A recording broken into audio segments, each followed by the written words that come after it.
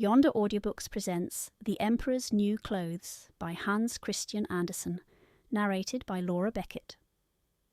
Many, many years ago lived an emperor who thought so much of new clothes that he spent all his money in order to obtain them.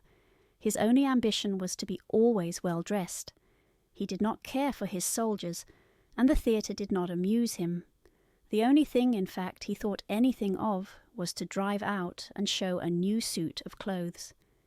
He had a coat for every hour of the day, and as one would say of a king, he is in his cabinet, so one could say of him, the emperor is in his dressing room. The great city where he resided was very gay. Every day many strangers from all parts of the globe arrived. One day 2 swindlers came to this city. They made people believe that they were weavers and declared they could manufacture the finest cloth to be imagined. Their colours and patterns, they said, were not only exceptionally beautiful, but the clothes made of their material possessed the wonderful quality of being invisible to any man who was unfit for his office or unpardonably stupid. That must be wonderful cloth, thought the emperor. If I were to be dressed in a suit made of this cloth, I should be able to find out which men in my empire were unfit for their places, and I could distinguish the clever from the stupid. I must have this cloth woven for me without delay.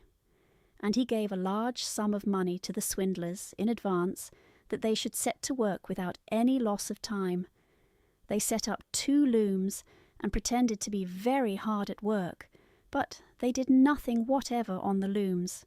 They asked for the finest silk and the most precious gold cloth.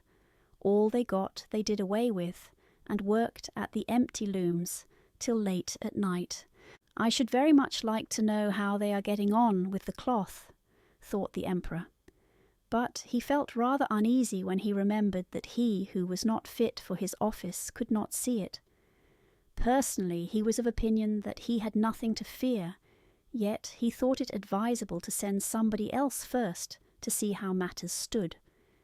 Everybody in the town knew what a remarkable quality the stuff possessed, and all were anxious to see how bad or stupid their neighbours were.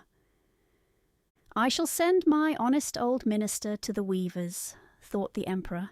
He can judge best how the stuff looks, for he is intelligent, and nobody understands his office better than he. The good old minister went into the room where the swindlers sat before the empty looms. Heaven preserve us, he thought, and opened his eyes wide. I cannot see anything at all. But he did not say so. Both swindlers requested him to come near, and asked him if he did not admire the exquisite pattern and the beautiful colours, pointing to the empty looms. The poor old minister tried his very best, but he could see nothing, for there was nothing to be seen. Oh dear, he thought, can I be so stupid? I should never have thought so, and nobody must know it. Is it possible that I am not fit for my office? No, I cannot say that I was unable to see the cloth. Now, have you got nothing to say? Said one of the swindlers, while he pretended to be busily weaving. Oh, it is very pretty, exceedingly beautiful, replied the old minister, looking through his glasses. What a beautiful pattern! What brilliant colours! I shall tell the emperor that I like the cloth very much. We are pleased to hear that, said the 2 weavers, and described to him the colours and explained the curious pattern. The old minister listened attentively, that he might relate to the emperor what they said, and so he did. Now the swindlers asked for more money, silk and gold cloth, which they required for weaving. They kept everything for themselves, and not a thread came near the loom, but they continued, as hitherto, to work at the empty looms. Soon afterwards the emperor sent another honest courtier to the weavers to see how they were getting on, and if the cloth was nearly finished. Like the old minister, he looked and looked, but could see nothing, as there was nothing to be seen. Is it not a beautiful piece of cloth? asked the two swindlers, showing and explaining the magnificent pattern, which, however, did not exist. "I am not stupid," said the man. "It is therefore my good appointment for which I am not fit. It is very strange, but I must not let anyone know it." And he praised the cloth, which he did not see, and expressed his joy at the beautiful colours and the fine pattern. "It is very excellent," he said to the emperor. Everybody in the whole town talked about the precious cloth. At last the emperor wished to see it himself, while it was still on the loom.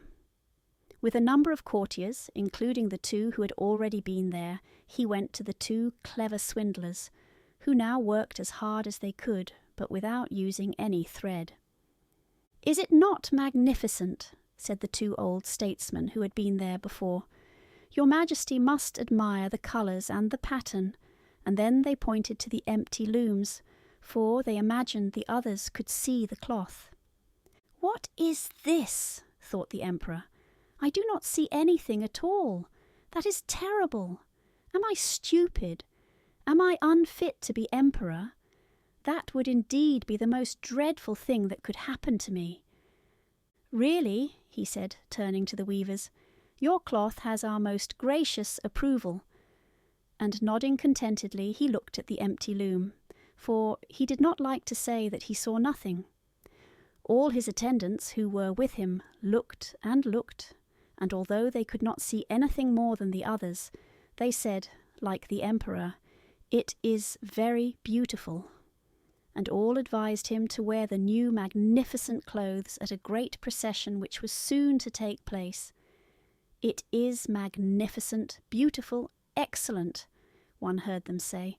Everybody seemed to be delighted, and the emperor appointed the two swindlers imperial court weavers. The whole night previous to the day on which the procession was to take place, the swindlers pretended to work, and burned more than 16 candles. People should see that they were busy to finish the emperor's new suit.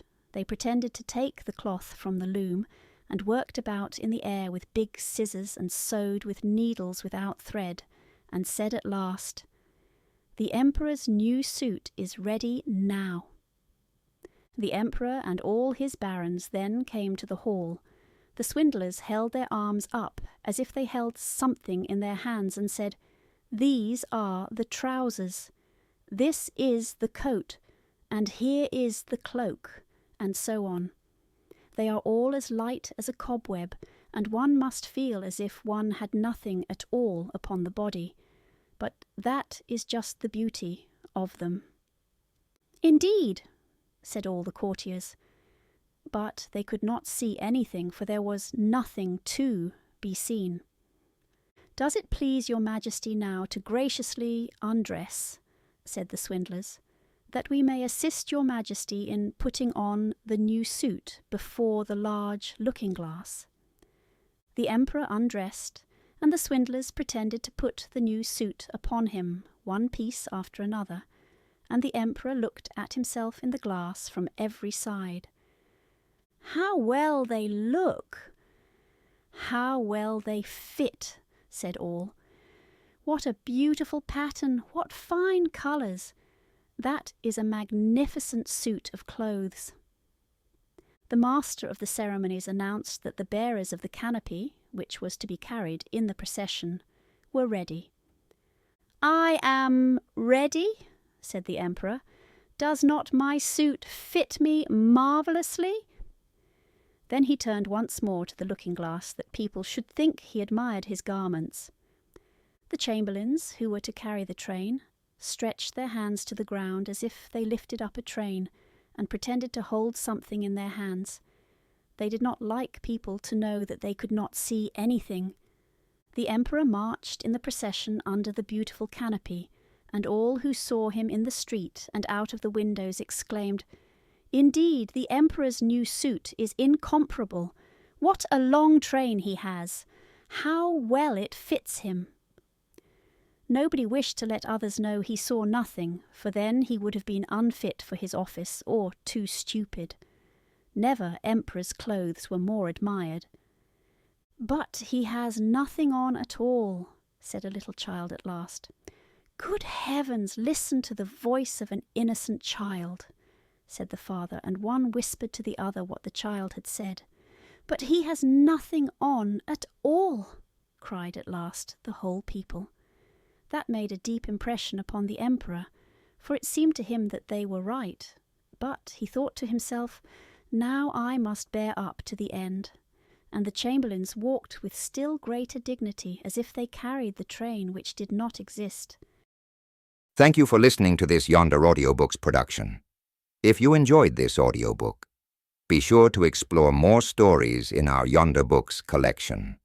Until next time, continue to journey beyond the pages.